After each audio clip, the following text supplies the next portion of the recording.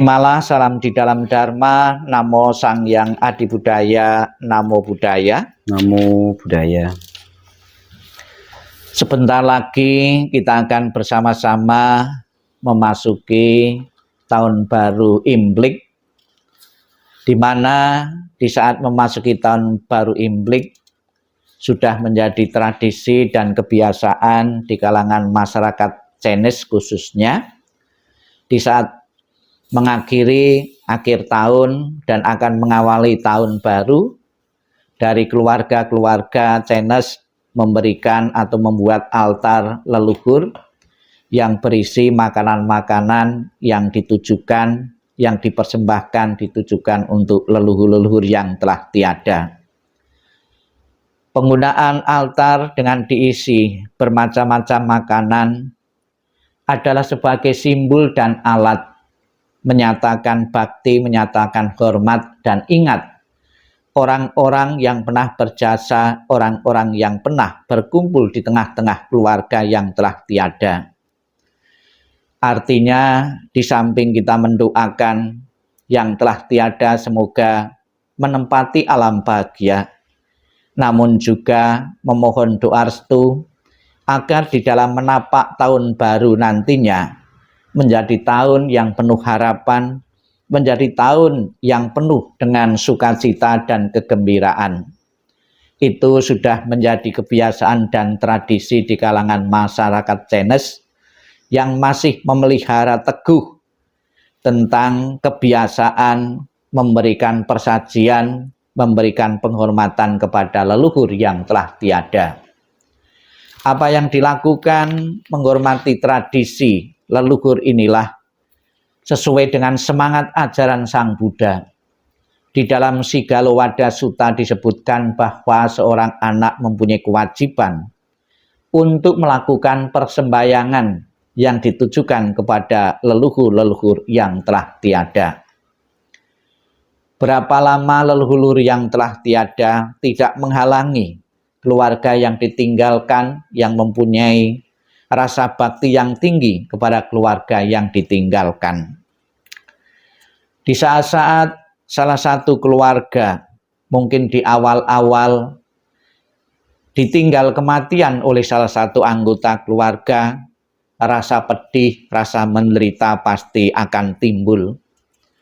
Namun tidak selamanya keluarga-keluarga yang baru saja ditinggal kematian oleh salah satu anggota keluarga langsung diisi dengan kemurungan, dengan keputusasaan. Di dalam kitab suci agama Buddha ditulis, diriwayatkan, ada sebuah kisah yang layak dijadikan satu teladan bagi kita jika suatu saat nanti, atau mungkin saat ini Bapak Ibu yang berada di rumah belum sembuh dari kesedihannya, kepedihannya karena tinggal orang-orang yang dicintai. Apa yang saya sampaikan, cerita ini hendaknya bisa dijadikan sebuah pelajaran dan untuk segera mengakhiri kepedihan dan penderitaan, karena kematian adalah sesuatu yang mutlak dan wajar terjadi bagi siapapun yang pernah mengalami kehidupan. Dikisahkan seorang bodhisatta. Bodhisatta atau bodhisattva adalah calon Buddha, yaitu ditulis dalam kitab Uraga Jataka. Diceritakan seorang bodhisatta atau bodhisattva yang hidupnya pada waktu itu sangat sederhana keadaannya, namun beliau senantiasa menjalankan perenungan, senantiasa sadar terhadap kematian. Beliau melatih diri untuk seringkali setiap saat berpikir bahwa kematian dapat datang setiap saat pada kita. Kematian dapat setiap saat datang pada kita yang hidup ini. Kematian datang bukan saja memilih orang-orang yang sedang sakit keras. Kematian juga bisa datang kepada orang-orang yang mempunyai fisik yang sehat. Kematian juga bisa datang orang-orang yang sedang mengalami kegembiraan dan sukacita. Kematian datang tanpa diundang. Kematian datang kepada kita setiap saat. Dan makanya kita harus sering mungkin merenungkan kematian yang setiap itu datang. Ternyata perenungan tentang datangnya kematian ini akan mengingatkan kepada kita pentingnya untuk mempersiapkan diri bahwa kematian itu datang, menggunakan waktu dan kesempatan, menggunakan umur muda ini untuk memupuk kebajikan-kebajikan. Dengan selalu ingat bahwa kematian itu akan datang kepada kita, kita mempunyai pengendalian diri terhadap pemuasan nafsu indria. Dengan mengingat kematian, kita akan semakin menggunakan waktu dan kesempatan ini untuk menambah kebaikan-kebaikan. Dengan ingat kematian akan datang setiap saat, kita tidak menggunakan waktunya untuk hura-hura, untuk foya-foya.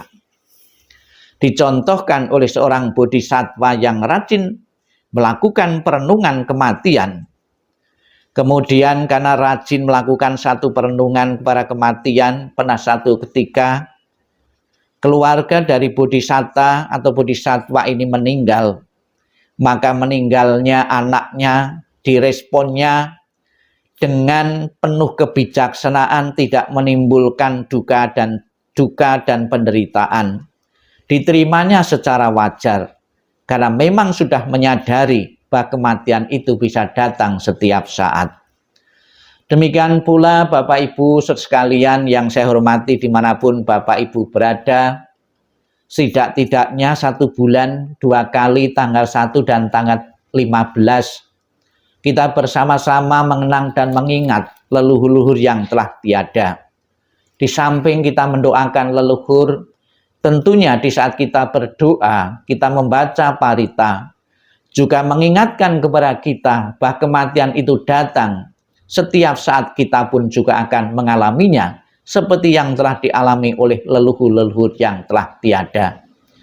Semoga Bapak Ibu sekalian dengan perenungan kematian yang pasti akan datang, yang juga sudah dicontohkan oleh bodhisattva ini, benar-benar menyadarkan kepada kita bahwa hidup ini adalah ada finishnya, ada batasnya. Maka tidak layak menggunakan waktu-waktu ini dengan penuh kekosongan, tidak melakukan hal-hal yang berguna dan bermanfaat bagi kita, maupun berguna bermanfaat bagi orang lain. Saya ucapkan selamat kepada Bapak Ibu sekalian yang akan menyambut datangnya baru tahun Imlek. Semoga dengan datangnya tahun baru ini akan membawa berkah bagi kita semua. Sadu, sadu, sadu.